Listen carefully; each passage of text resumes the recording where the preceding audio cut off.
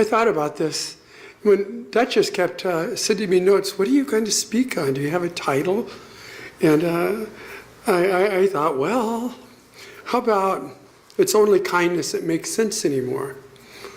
And she thought, that sounds really lovely. And so here I am, I'll talk about this. And I thought to ask you, well, where do you think kindness comes from? Compassion. Compassion from the heart. What else? Where does your kindness come from? From our families. From our families? Sense of oneness. From what? A sense of oneness. Sense of oneness, from love, Understanding. understanding, Generosity. generosity. All of these words. And I had something I came up with this morning that is so different. I thought, where does kindness in my life come from? And where do I think most of our kindness comes from? And I came up with the word sorrow. I came up with the word sadness. Don't you think that's nuts? Interesting. No. It's right on. It is from this place that kindness has come into my life. And I thought, okay, this is interesting. And I'm going to stay with it. And what about peace? And what about love? And what about compassion? Where do these things come from? And I thought this morning about being a boy. And my parents were alcoholics and violent and angry. And they fought a lot, and they scared me. And I would try to get them to stop, and they wouldn't listen to me. They were caught in something. They loved each other. And they fought. And I would witness this, and this went on for years, and I felt so helpless, and it was a kind of an introduction into impotence and how much influence we really have in this world. And out of it came, though, something that has stayed with me all my life. And something that I felt at that time and I thought at that time, and that was, and I remember very distinctly, I will never hurt anybody. I will never scare anybody. So, launches me into the world.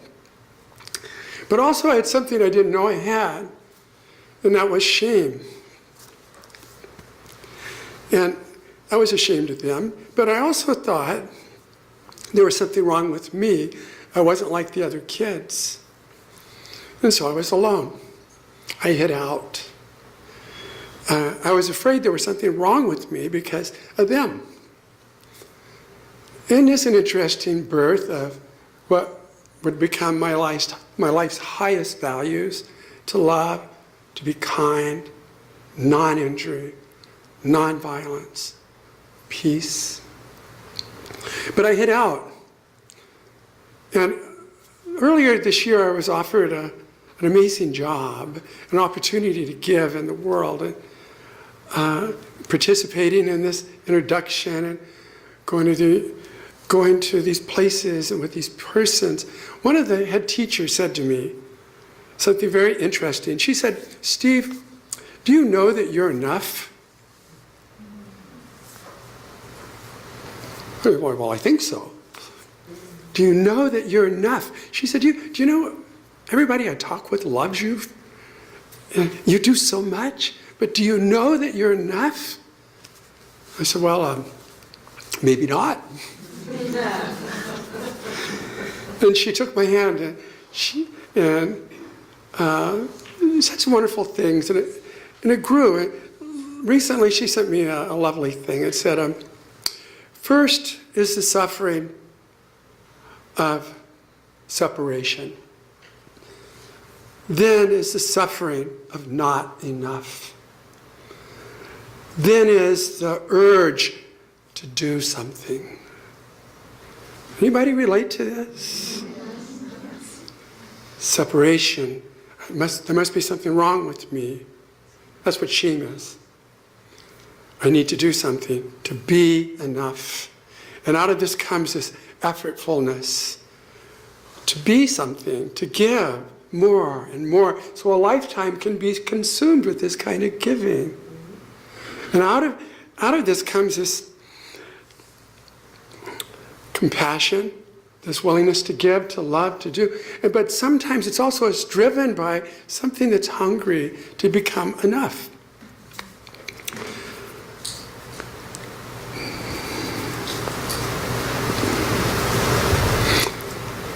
I didn't know it, but I always was enough. I was always enough. And so here I'm coming back from leading a retreat down in Palm Springs some years ago, and the woman on the plane kept looking at me funny. And I turned to her and she'd look away. And finally, she said, "Excuse me, can I talk with you?" I was, "Well, yeah, I'm sitting right here."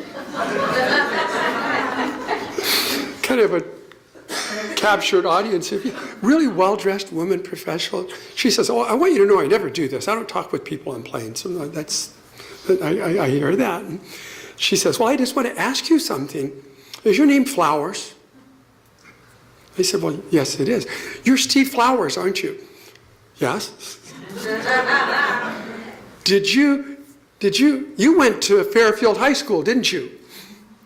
And I said, "Yes, but how could you possibly know that? I was 15 years old. I was there for one semester, my first semester of my sophomore year. How could you possibly know that?" She said, "You were in my class.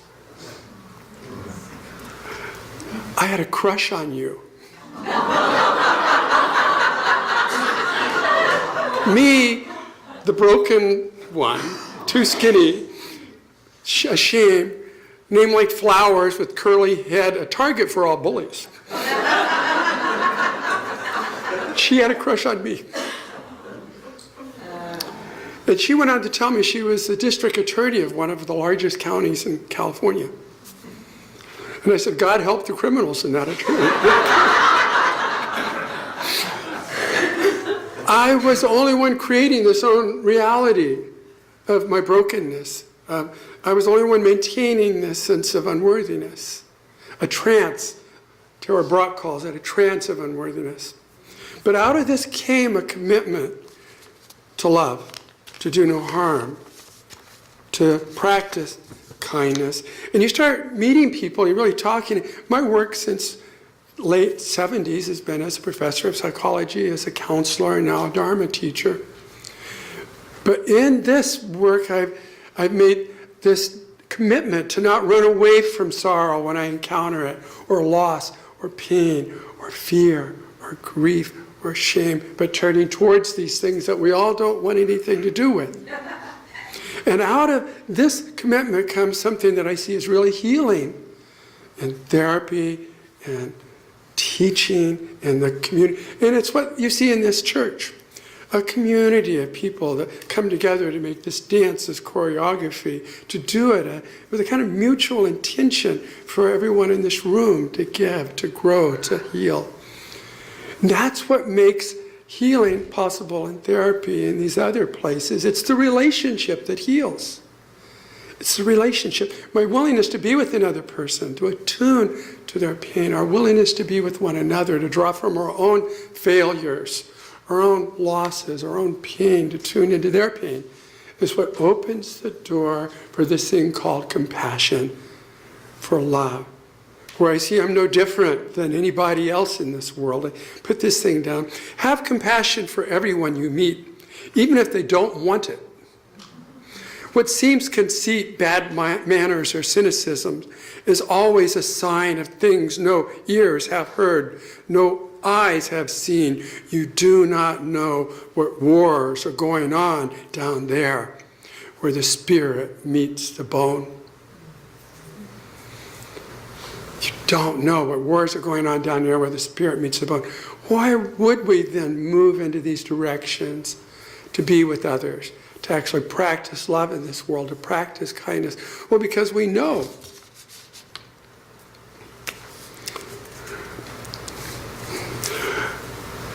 Years ago, I also discovered that I was afraid of anger, and I didn't want anything to do with it.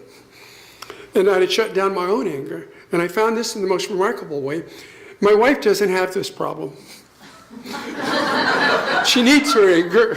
It's empowering her. Her daddy, her first husband, were squishing her. Now she finds somebody who just totally accepts her, all of her, and it's just like, but her anger is different. And she was angry quite a lot. She'd be angry about everything, and I would protest. I'd say, anger's bad vibes, and we need to... And whatever anger she had to this large corporate stinking world where all the bad things are happening and there's wars and, that world that is our world that we're in right now. All of it would come into kind of a one cannon and turn towards me.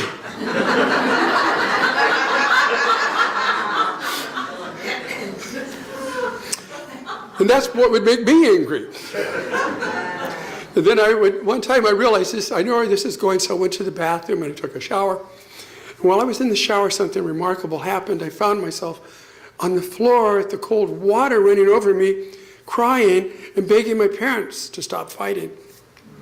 And I realized, oh my God, this thing with anger is about that. I'm afraid she's going to become my mother and do mean things when she's angry, but she doesn't. She just gets angry. And I went back out and I said, honey, you can be angry all you want. I'm so sorry. This is my problem, not your problem. And we both cried and held each other. This is how we move into acceptance and allowance and being with and grow into this work of compassion and love in the world. Mindfulness is the work I'm engaged with. John Kabat-Zinn calls it presence of the heart. That's what mindfulness is. Presence of the heart. We think of it but no, we don't do this kind of presence in the world without loving kindness, without compassion. But it's hard to be present with our hearts. It's hard to be present with our hearts. We, as humans, don't like pain and sorrow. We run away from it. We want to make it go away. Who would think that it's the ground from which, though, that we would actually grow in kindness and love and compassion? The teachings of Buddhism offer some insights into this. The Buddha that was raised in a pleasure palace, that was protected from all the bad things in the world, that talked a carriage driver into taking him around and showing him outside the palace for the first time as a young man, saw death, old age, sickness, separation, and was astonished with these things, blown away. He had no idea they existed. And he also saw a holy man who told him there is a pathway to freedom. And out of this experience became this urge to find a way to help others with suffering, to help people find freedom from suffering, and a whole life. And the Buddha, which means the awakened one, awakened. Actually, by working with these things, all of it came from an exposure to these things. Not a running away from, but a desire to do something to help others with these things. His awakening was the discovery of the path to freedom. And I think this ancient story offers us all a bit of guidance, how we may also draw from these things rather than run from them. The wars that are happening out there in the world, the pain. This too is what mindfulness is. Kierkegaard wrote, "Your pain is the opening of the shell that encloses your understanding. Your sorrow, sadness, and pain awakens you. And if you shut down your sorrow or your pain, you will also shut down your awakening." But this is a piece of advice, an invitation, if you will, to draw from these things. Now, I first really noticed this when I was in college at Chico State. It's about 1975. I'm in a religious studies class. I'm exposed to a guy named Chogyam Trungpa. He had written a book, Meditation in Action. And in it, he said something very interesting. He said, we got the manure of our lives. Now, I don't know if you guys can imagine what that might be in your life. We all bury it somewhere and hide it. He said, this is a big mistake. You need to take the manure of your life and spread it on the field of your awakening.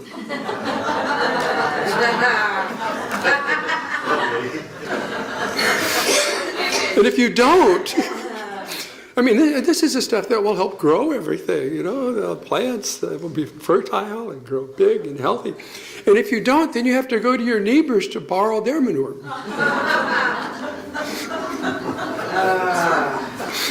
Why hide it? No, I mean, it comes down to when we're working with ourselves, as we grow older, near the final stages of our life. Who's the kid? Who's got a kid between me and me in terms of who I am, what I've done, my errors, my bad choices, my failures, my losses? But opening to these things rather than running away from them is a very different course. That which I flee from pursues me. That which I turn towards transforms me. I can draw from these things. I heal with these things. Sometimes it's only late in life. Well, I was 40s when I found myself on the floor in the shower. Sometimes it's only late in our lives that we discover we have an abandoned child somewhere deep within us that longs for our love, and realize that we too have deprived this child of love and acceptance by distancing ourselves from him all our lives because we don't want his sorrow or his pain or his fear. I want to be something better than that. I want to become this. I never knowing that that is where this comes from. Opening to this child with all the love and kindness that is in our heart is the only thing that makes sense anymore. The child within you is no different than that child within others that also is hurt, that's also alone, that also needs our presence and our compassion, that special kind of love that's willing to be with suffering, that can transform suffering into happiness and peace and love. When we do realize we're not alone, that everyone suffers, that no one wants to suffer, and everyone wants to be happy, that we realize that we ourselves long to be happy and contribute to the happiness of all beings, all of us.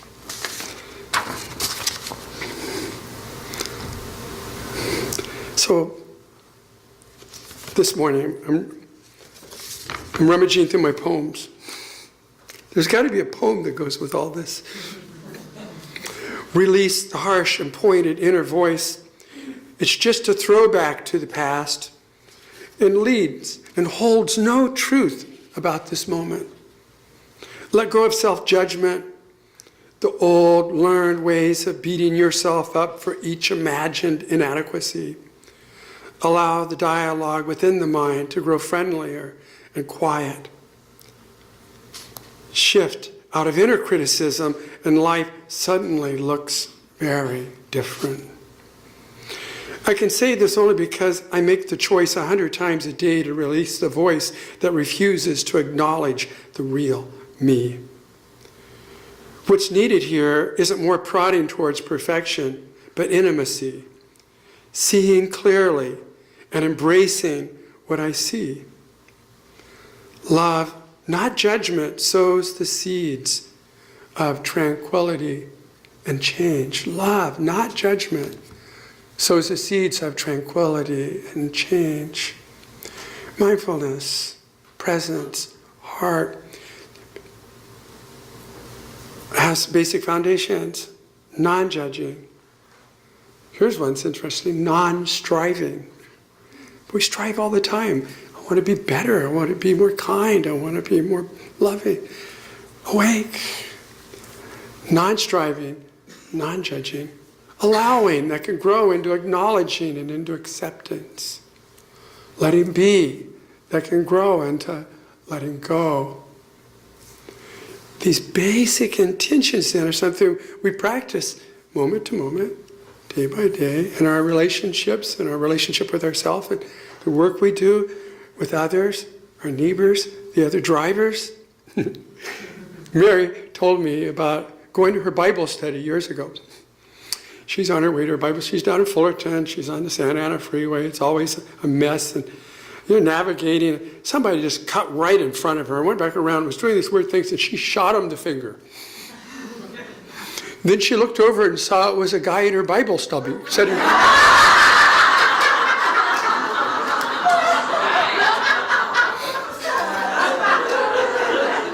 And she was immediately mortified till she realized he can't see a thing. What's he doing driving? He didn't see me shoot him the finger, thank God.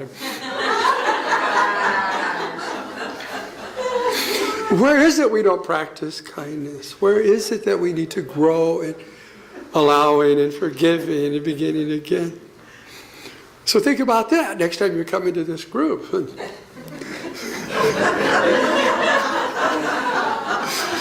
Where do we practice kindness and forgiveness and allowing and letting be and non-judging? And I guess we could have one more piece here, that a woman in one of my cancer groups last year, almost a year and a half ago, who had just been told that she's not going to make it through this. They're going to suspend all treatment. She's pretty young. She's got a 12-year-old daughter, a 19-year-old son, a husband, a family, a life. And they were all very upset, and she's trying to tell them, you guys, this is our chance. This is our chance. Right now, to be together, to love. We can't spend it fearing and suffering for what's going to happen.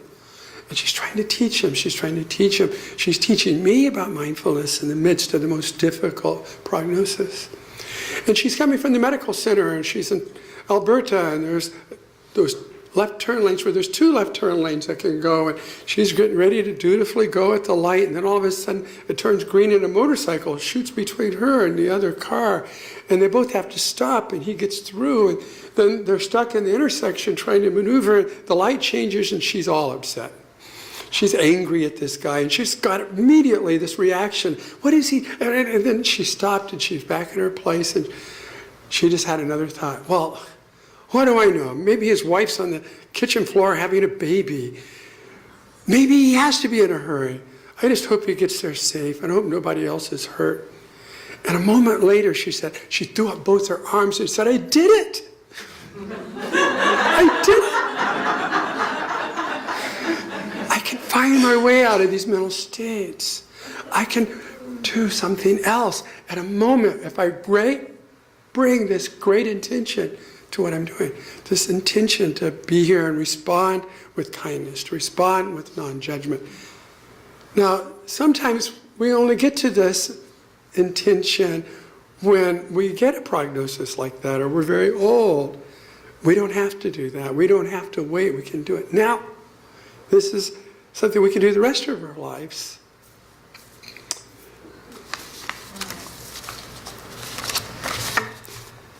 I think I got to stop soon, huh? It's 10:46. I'm fine?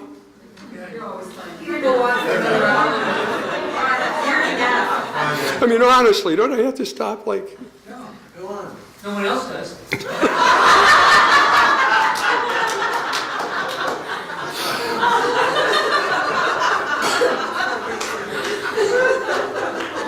Please go on. I was only faking it so I could hear those words. That's all. Came to the right place. So you hear what I'm talking about with this being an unlikely source of kindness? Nobody thought of that when I said where does it come from? But you start paying really attention, you go, wow, it really does. I know what it's like to be alone. I know what it's like to be afraid. I know what it's like to be hurt.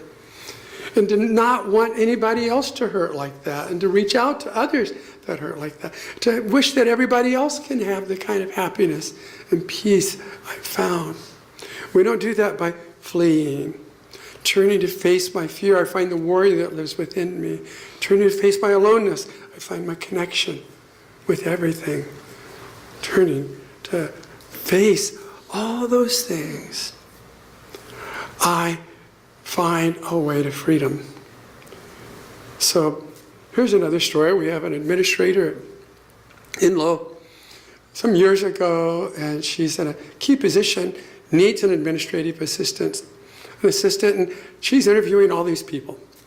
And they're people with college degrees and being an administrative assistant and all this background, and she's got great applicants, and she can't make up her mind. HR sends over one other person, a young woman, who really doesn't have any of those college degrees and very little experience. And she said, why not?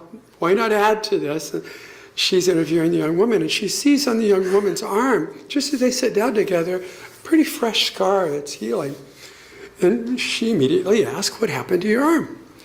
And the girl said, well, it's kind of a story. She said, I've got time. She said, well, I was driving along Feather River Highway a couple of months ago, and going around one of those corners where there's a real big cliff that goes down to Feather River. And I had a flat tire, and the car started skidding towards the cliff. And this administrator said, oh my God, what did you do? And she said, well, I did what anybody would do. I took off my seatbelt, I opened the door and jumped out.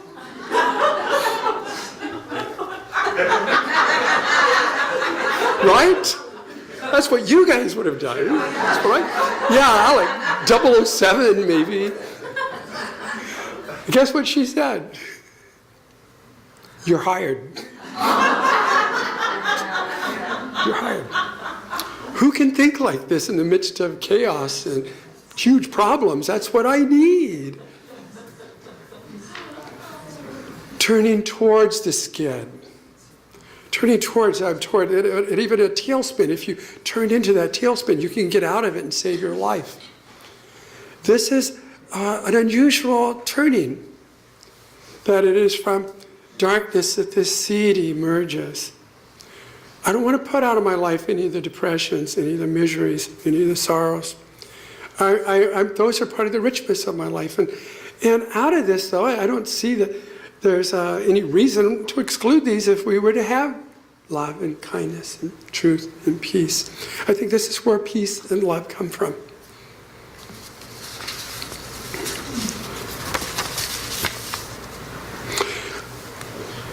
Breath of life from Dana Falls. I breathe in all that is. Awareness expanding to take everything in. To take everything in as if my heart beats the world into being from the unnamed vastness beneath the mind. I breathe my way to wholeness and healing.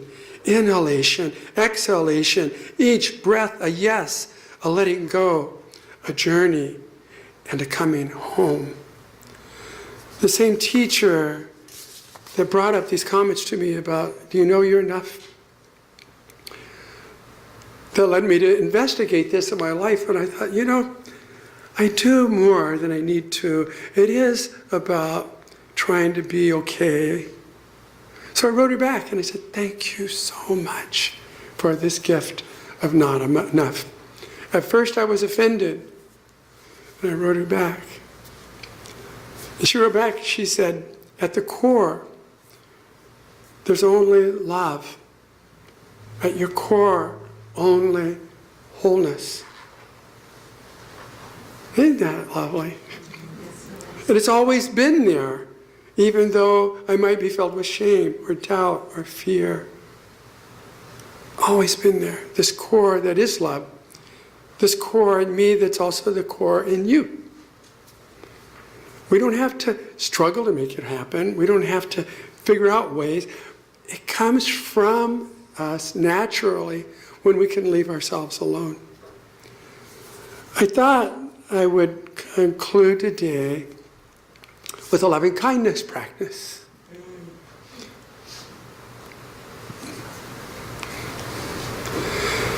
If it's good for you and right for you, allow your eyes to gently close. Allow your body to settle into the seat, find a place to rest your arms, a certain amount of alignment with your head and your neck and your body.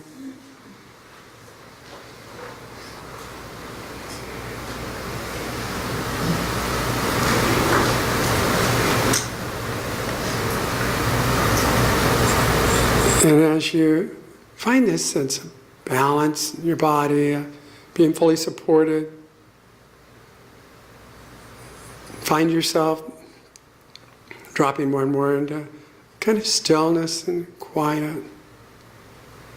You'll also notice things in your body that are happening. Something perhaps very prominent is the breath coming and going. Feeling it somewhere like the nostrils or belly or chest. And see if you can make that place a center for your attention right now.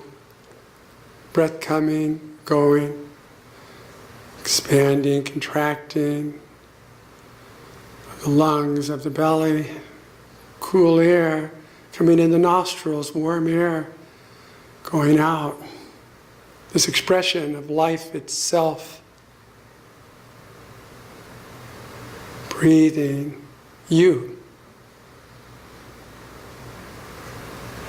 Allowing the breath to come and go as it will.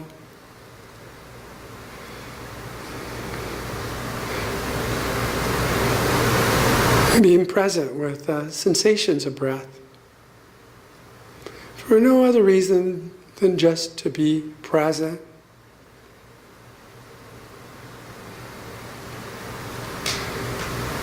Now, if you will, bringing your attention into the chest, into this place of our heart that is beating, sustaining our life, but also the center of our metaphorical heart.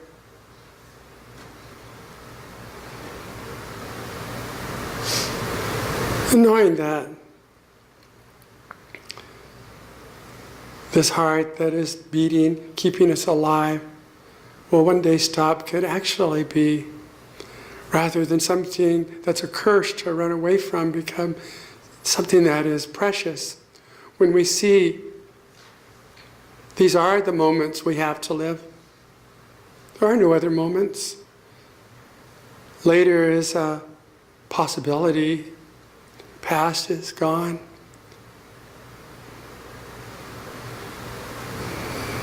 Being near this place of love and kindness and compassion in your heart.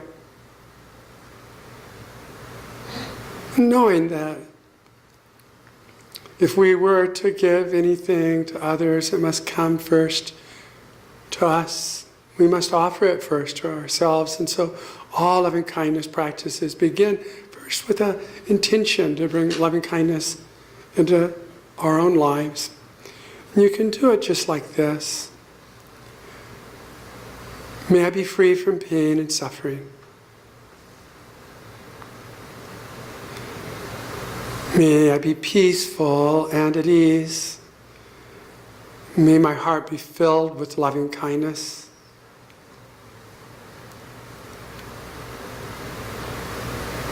May I be healthy in mind and body. May I be at peace. Taking these words and intentions deep within your heart and allowing them to fill your whole being.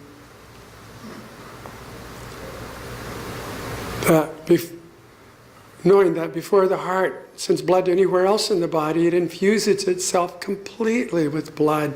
Doing that with yourself now. May I be at peace. Now, turning, if you will, towards someone that's been an important teacher in your life, a mentor, either still on this planet or no longer here, nearby or far away, somebody that touched you in a very important way as a child, as an adult. Seeing this teacher before you now and offering this teacher what you've offered yourself. Seeing this teacher's eyes, face, presence. Come near to one another. Then say to this teacher what you said to yourself. May you be free from pain and suffering. May you be peaceful and at ease. May your heart be filled with loving kindness. May you be at peace.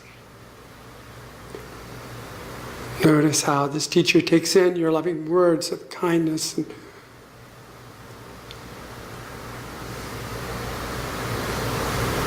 most beautiful intentions in your heart.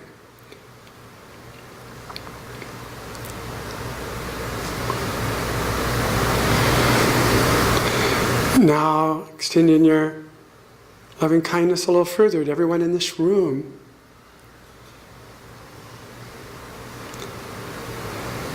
To everyone around us in this community, Chico.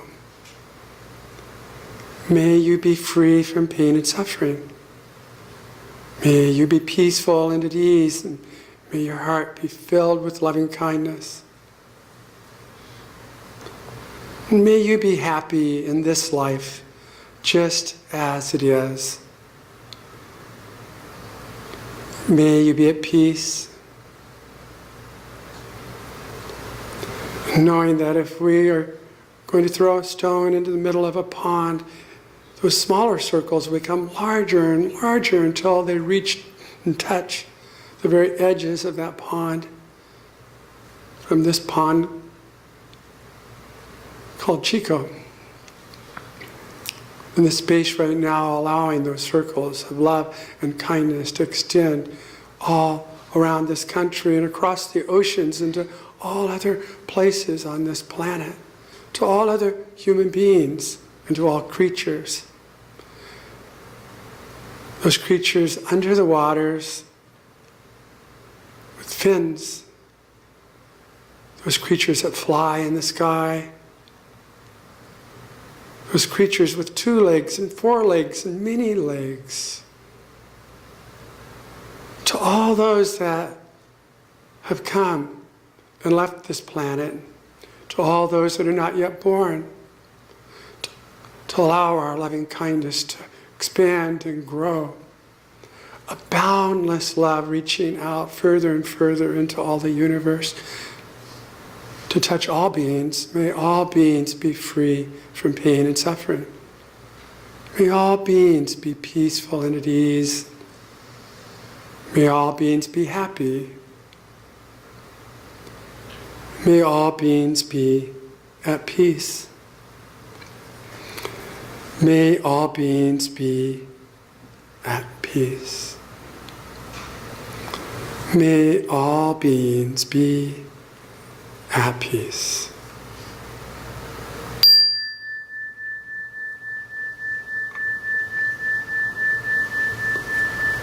May all beings be at peace.